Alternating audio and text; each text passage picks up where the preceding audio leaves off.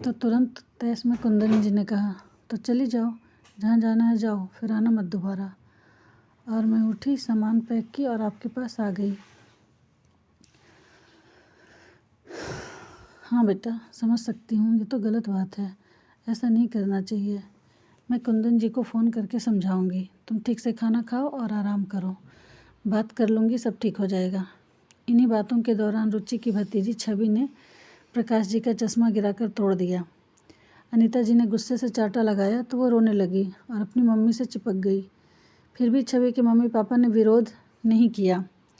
उसके बाद छवि को गोद में बिठाया और उसे मनुहार करने लगे। रुचि ये सब देखकर स्तब्ध थी। चीकू और छवि दोनों दादी के साथ कमरे में सोते थे। रुचि को 1 सप्ताह तो बहुत अच्छा लगा मायका सुख पाकर, पर उसके बाद वो ऊबने लगी। हर बात में उसे कुंदन की कमी खलने लगी। कभी कभी कुंदन बेटी से बात कराने के लिए भी फ़ोन करते तो रुचि फ़ोन का जवाब नहीं देती। एक दिन अनीता जी के बड़े बेटे रोशन ने बोला, मम्मी रुचि यहीं रहेगी क्या? उसके भेजने की तैयारी करो, कब तक ऐसे अकेली रहेगी? कुंदन जी भी क्या सोच रहे होंगे, रोशन ने गुस्से में कहा। तो अनीता जी का जवाब आया, क्या दिक्कत है मायके में रहने में? तुम लोगों का नहीं खा रही है ना जो इतनी फिक्र कर रहे हो। कुंदन जी लेने आएंगे तो रुचि चली जाएगी। कविता और अवंतिका एक साथ बोल पड़ी, कुंदन जी लेने आएंगे तो जाएंगी ना मम्मी, यहाँ तो दोनों के आन की लड़ाई है। अवंतिका ने पापा जी से बोला, देखिए पापा जी, ऐसा तो नहीं चलने वाला।